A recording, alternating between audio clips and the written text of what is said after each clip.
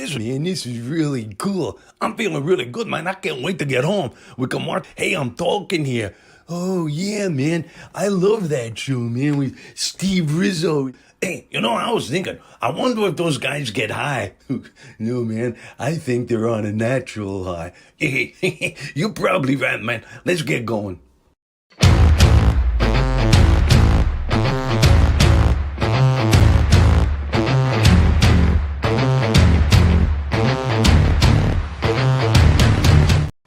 Hello, every person, and welcome to Hey, I'm Talking here. I'm Steve Rizzo. I'm your host. As always, we have a very strange show for you today. Trust me, I was talking to them backstage there a little bit. It should be interesting. This is called The Power of You, and this can go in very many directions, and we're going to try and take on as many directions as we possibly can. And right now, I'd like to say to you, well, there it is right over there. This show is brought to you by Conversations with Bob. Bruce, can you keep it up this? That was a fast read. Yeah, Conversations with Bob, as many of you know, it's the book that I wrote. It's getting wonderful reviews. And what's amazing about the book and this topic, actually, because in this book, Bob says to Bernie quite often that he is more powerful than he can possibly imagine. And he says everyone on this planet is more powerful than they can possibly imagine. The unfortunate thing is that most people don't realize that. And that's basically what the book is about. And that's basically what this particular show is about.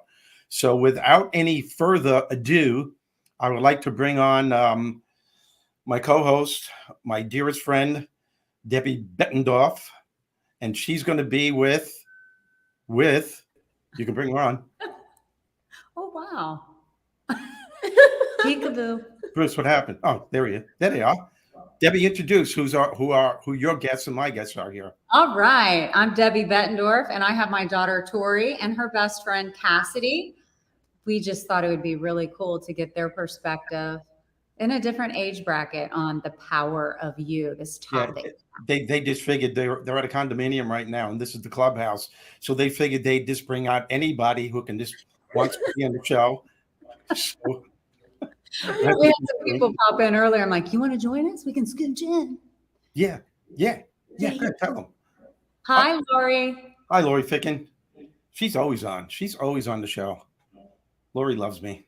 What's not to love? What could I say? A few things. We won't go there. I'm just saying, we won't go there. Whoa, the show is on. Bow. I told you. So let me ask before I get into what I'm going to talk about. What are your perspectives on what you think this is all about? The power of you. Do you want me to start? If whoever.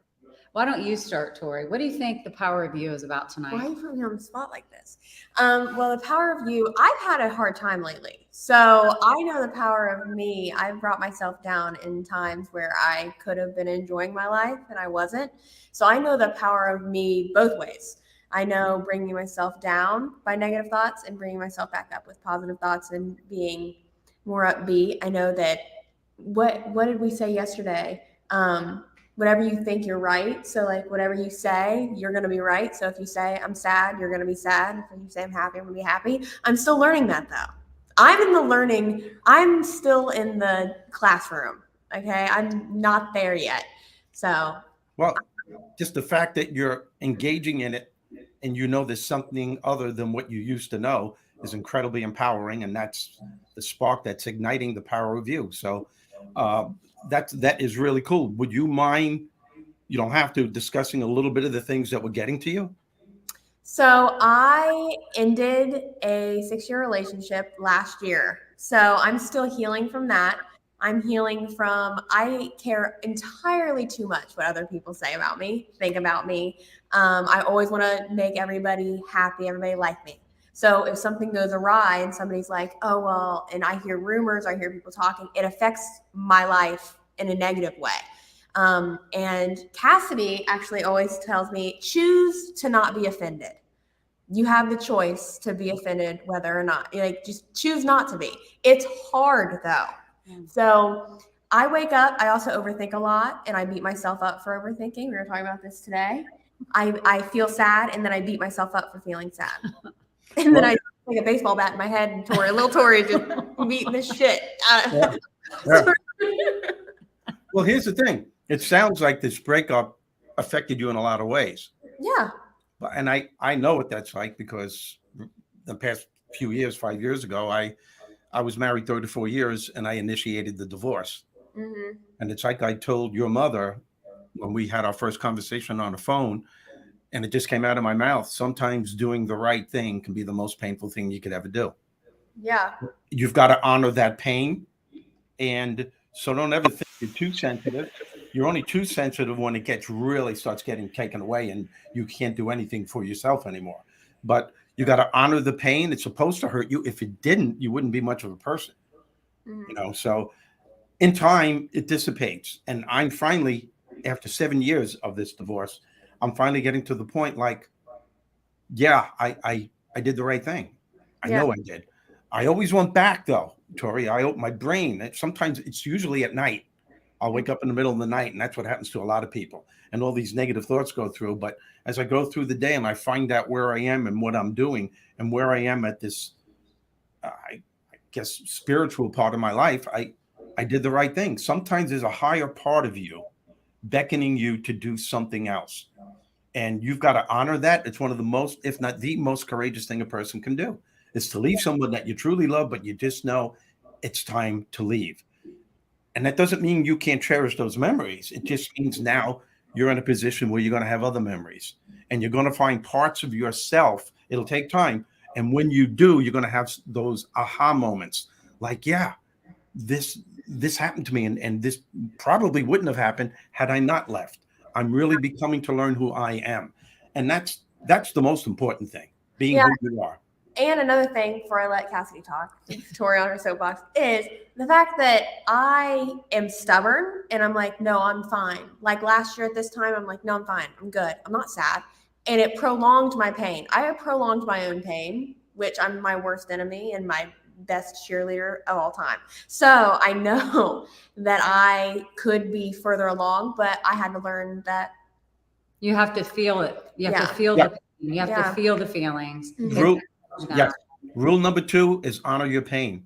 Mm-hmm. And you hear people say this all the time. Well, I don't want to break down. If I start crying, I'll never stop. Well, good, because that's part of the healing process. Yeah. Suffering and feeling pain is part of the healing process. If you don't acknowledge how much you're hurting, it'll build up and it'll affect you physically, mentally, emotionally, and spiritually at some point in your life. You have to really feel it. Mm-hmm. And maybe sometimes it's heart-wrenching. And I went through that.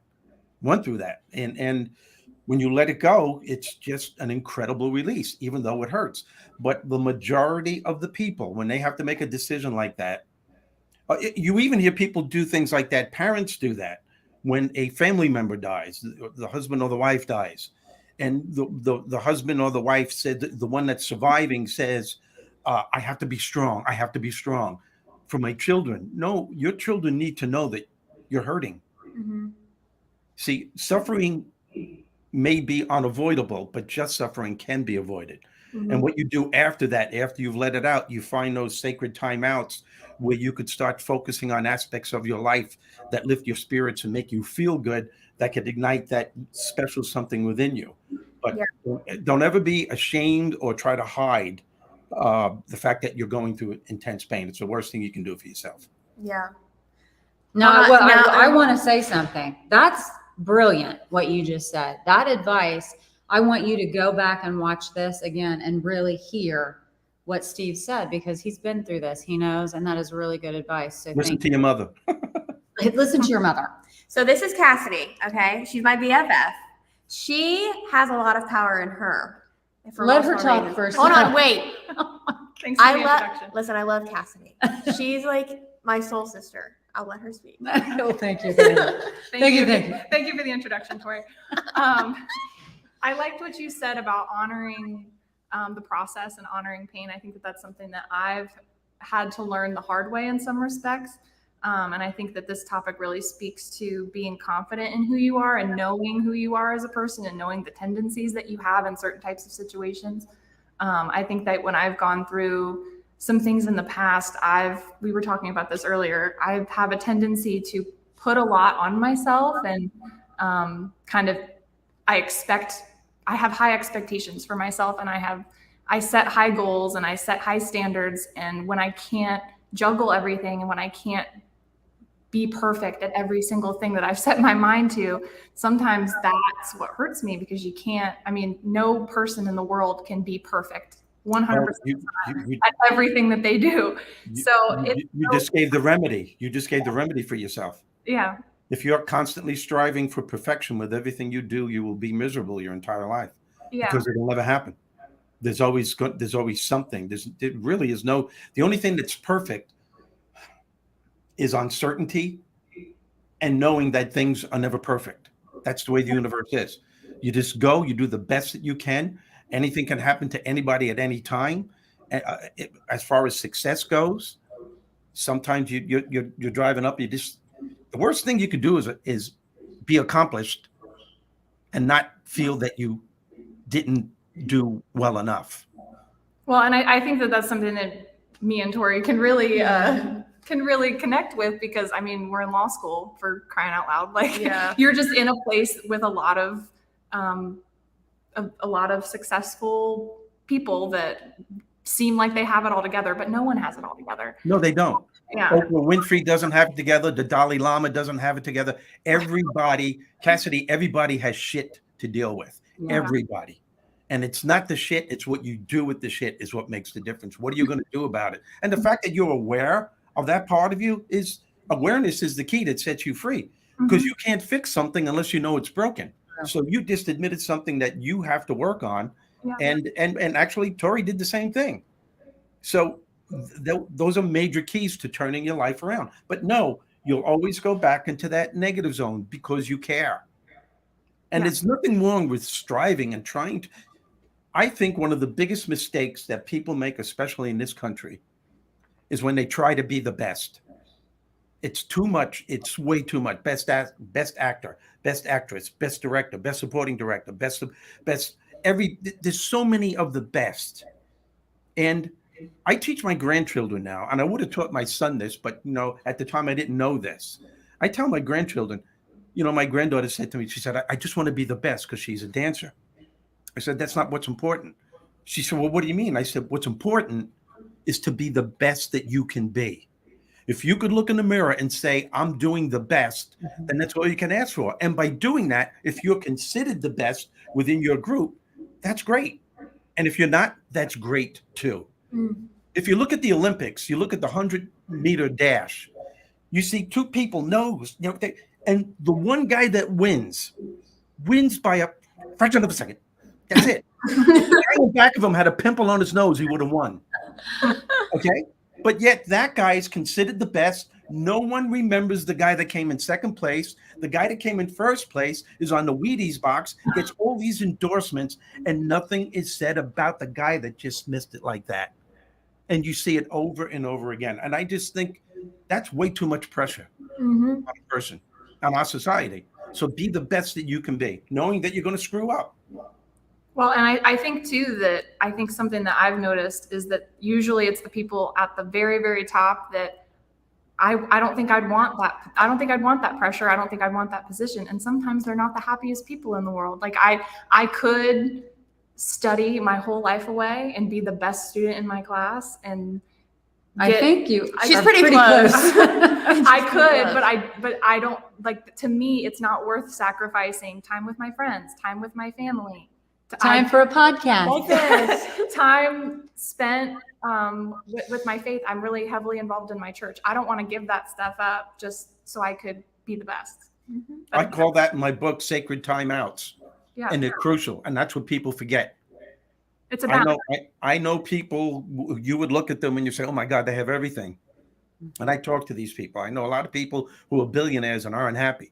I know people that have a lot and they're just not happy because they're neglecting these sacred parts of themselves. I talked to a guy a couple of years ago. We were at a bar at the Ritz-Carlton, and he's a very well-known lawyer. You've seen him on all the news channels.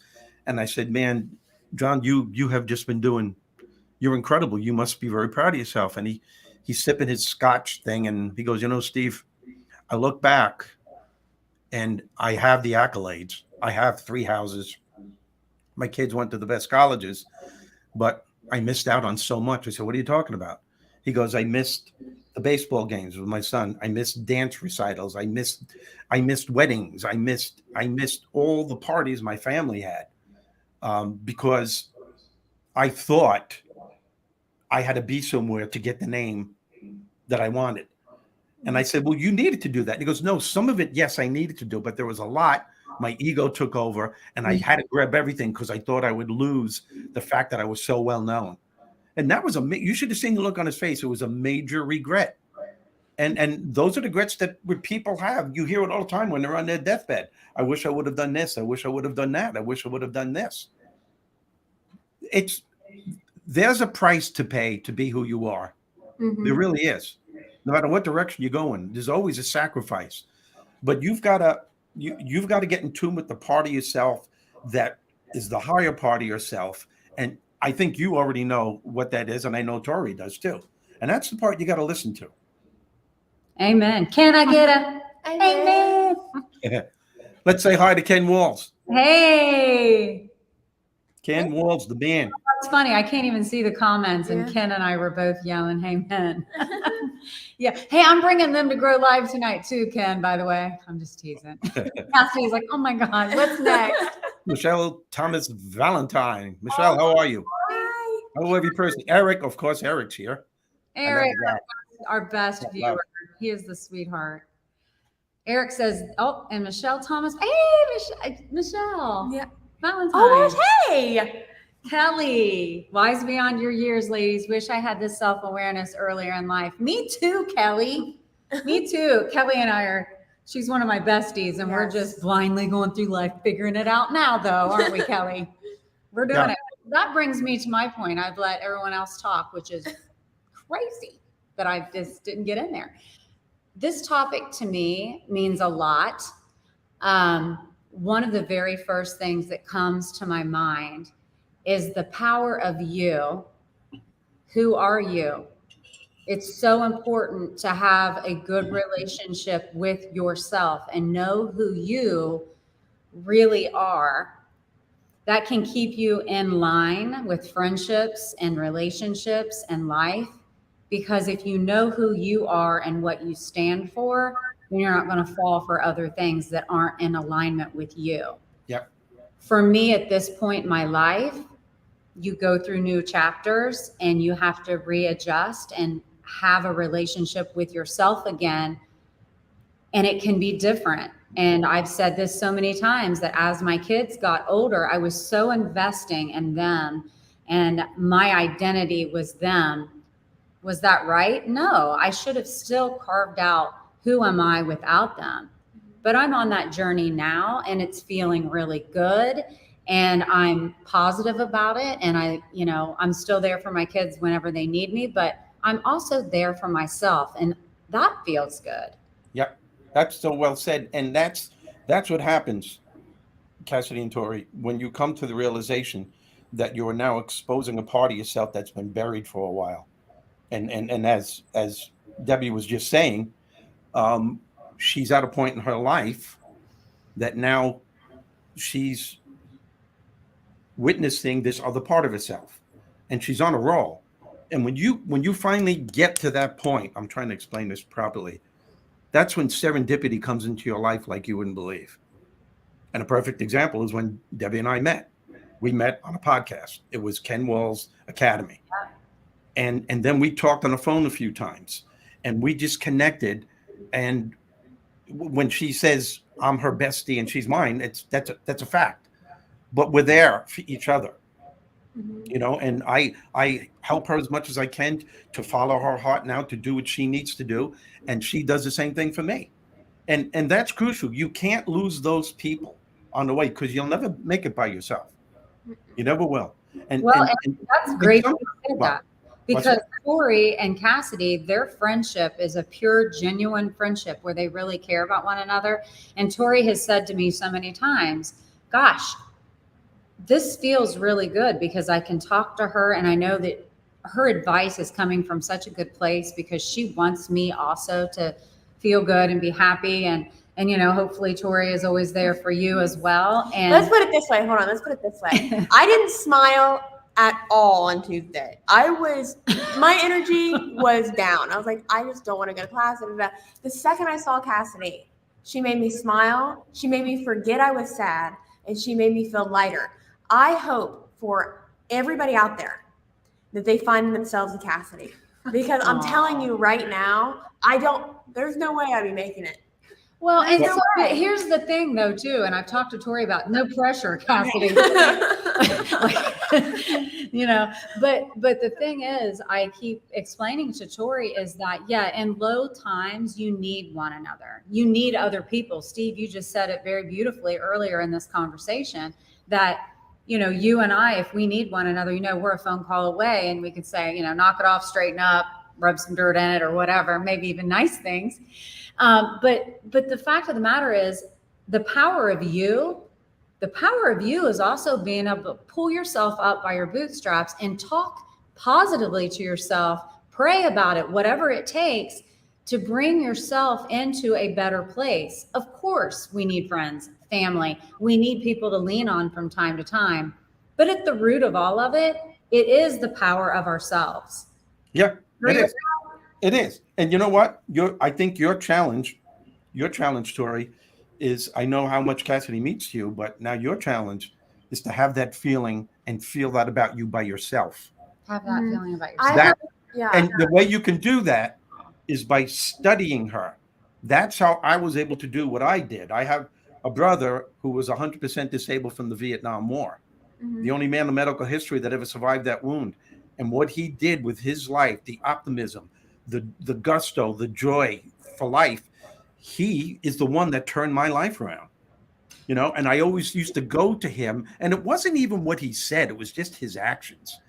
But I learned from him. And now that he's gone, he passed away day before Christmas Eve. I have a part of him is with me because I learned from it. And I actually sat by myself and asked questions. How was he able to do this? And then I remember going back 30 years on how he overcame this incredible wound that he endured. The only man in medical history that ever survived that kind of wound. How did he become such a great success? How was he able to thrive instead of just survive? And I learned that, and those strategies that he used are the strategies now that are in my book, Conversations with Bob, and they're the strategies I use when I speak to people throughout the planet. I know. Yeah, I heard something. Sorry. Go ahead. I didn't want to say this. I heard something on TikTok of all places. Okay. But it's a good one. It's a good one. It was a good friend will see that you're in the mud and they'll sit in the mud with you, but nobody can get you out of the mud but you. So Cassidy can sit. I understand that Cassidy can sit in the mud with me, which the other day or today or whatever day that was, I was like, thanks for sitting in the mud with me. I've been here for a second and I'm going to get myself out of it. She can do all she can and say all she can until she's blue in the face. You can do that too. But until I look myself in the mirror and say, okay, you got to get yourself up out of this, I won't. And I know that. I've done it before. I'll do it again.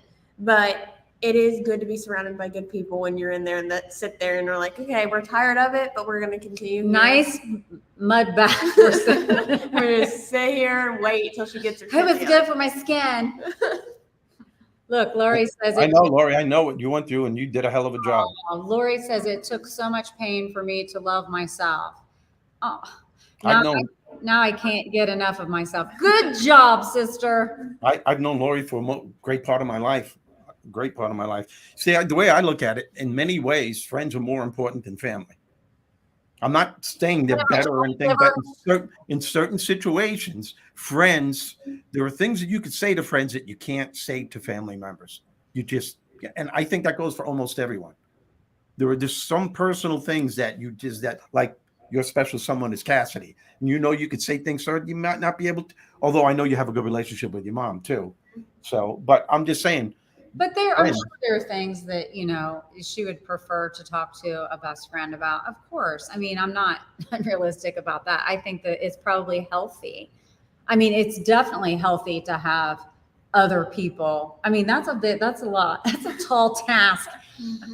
I think I need you for everything. I think that definitely Cassidy's there for me in like a spiritual way too. She's brought me back. I lost a lot of my faith through college, and Cassidy's definitely brought faith back into my life in a way that's helped me be happier, be a better person. So she's definitely God sent.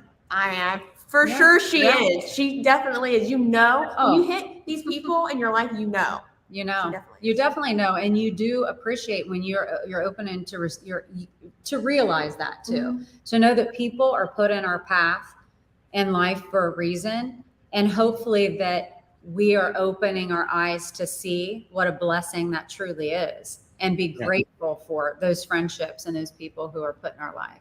Like me, Steve, besties. I think it's more of a choice for the most part. And there's no choice. Oh, I want you to say that again. Did you hear what Cassidy says?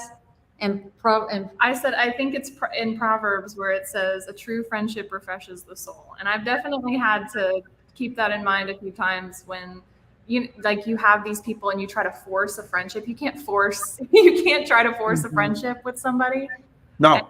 If it like, there's just people that that's a good wise beyond your years comment too. If it's not like, I'm stealing this awesome revelation from my mother, because I was dealing with this situation where I was like trying to deal with this person in my life that was just bringing a lot of drama, and I was trying to deal with it. And my mom just looked at me and was like mentioned that verse. And I was like, yeah, I know that verse. And she was like, well, do you feel refreshed right now? And I was like, no, I don't. So she was like, well, there's your answer. Like, it's not a true friendship. Yeah. I get it.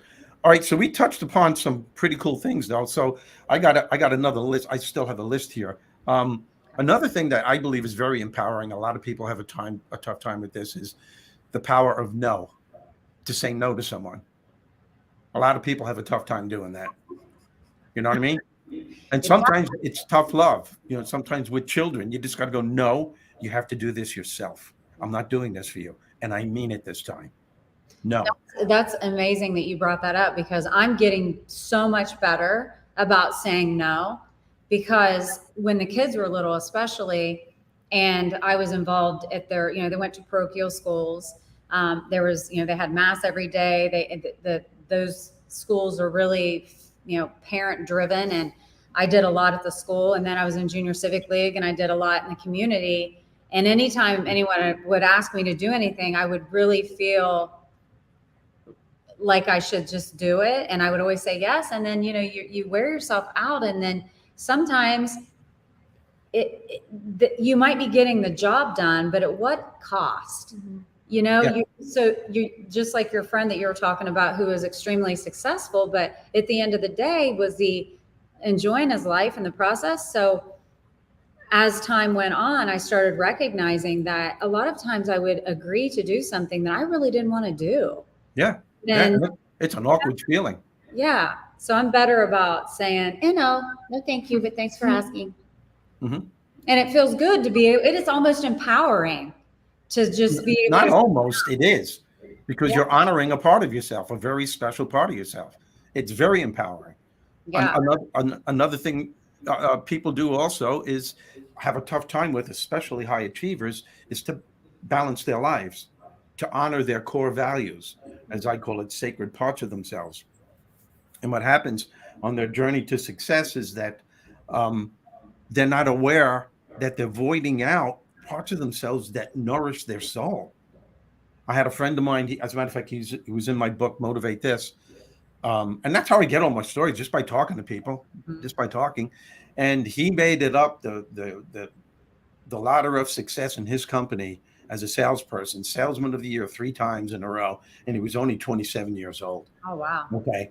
So we're talking, and he just said, Steve, I have everything. I mean, everything's going great, but I said, you must be ecstatic. He goes, I don't feel fulfilled. There's something missing. I said, and I don't know what it is. I said, no, you're too smart to tell me you don't know what it is. I think you're just too caught up. As I said earlier, too caught up in trying to make a living that you've forgotten what it's like to live. What is it that you aren't doing anymore? And that's how you can help someone. You ask them questions and decipher stuff. I said, what is it that you're not doing anymore that you miss? And he goes, and he started talking more. He said, well, number one, I don't have time to meditate anymore. I did that for a half hour. I used to do it all the time. It's the one thing that got me through the busy morning. getting on the train in Manhattan and going to where I had to go, from Long Island to Manhattan. He goes, and then he said, I used to take weekends with my kids and take them hiking, because there are a lot of places in the area on Long Island where you can go hiking. He goes, I don't do that anymore. I said, well, let me ask you a question and be honest. Are you still caught up in trying to achieve that you're afraid you're going to lose that status? Is that why you're not doing it? And he said, you might be right. I said, you're trying to tell me you can't think of a way to get up an hour earlier to meditate? Are you telling me you can't say every now and then on weekends you're not going to take work home with you so you could honor your family and do the things that nourish your soul? The thing that you talked about more than anything, I told him, is that you love sports. You love the outdoors. You took time away with your wife. You used to go places. You can still do it. You're just admitting to yourself that you can't. You're making this challenging situation worse than what it has to be. It just took him a week to figure it out. And all he had to do is make a couple of shifts in his life. And he's able to do both. But that's what happens. We get so caught up in the mindset. This I got to be on top and I can't lose it. I got to get salesperson of the year again and again and again. I can't lose that status. And when you have that mindset, you keep thinking, I got to keep this pace, and you don't. And if you do, there will be a price to pay. Yep. So That's so true. And I think that's kind of your point in the very beginning of what you were talking about. I could study all day long. I could be number one in the class, but at what cost? You'll miss all the other beautiful things that you enjoy. Like going to the Clippers game tomorrow. Yeah. What did that say? Bruce, put that back up. Eric said the freedom of no is priceless. Yes, Eric. I think you're capable of when you say no sometimes, because you can't put your full self in it.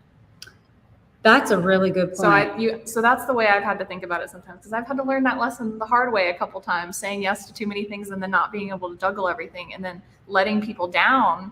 And I thought I was letting them down by not giving 100%. I thought that I would be letting them down by saying no. So I said yes. And then I ended up letting them down way worse than just saying no. Like I won't be able to give of myself fully and do the job that you may expect. See how awesome she is? I mean, come on, let's keep her around. Yeah, that's for sure. And I know there were some sacrifices that everyone has to make. And sometimes you have to say yes to things that you don't want to do. I get that. But if you have that personality, and I had that a long time ago, and I won't do it. He ditched it. He's a long time over it. That was a long time ago. I don't do that shit no more. You know what I'm saying? What year is that? 1920? Oh.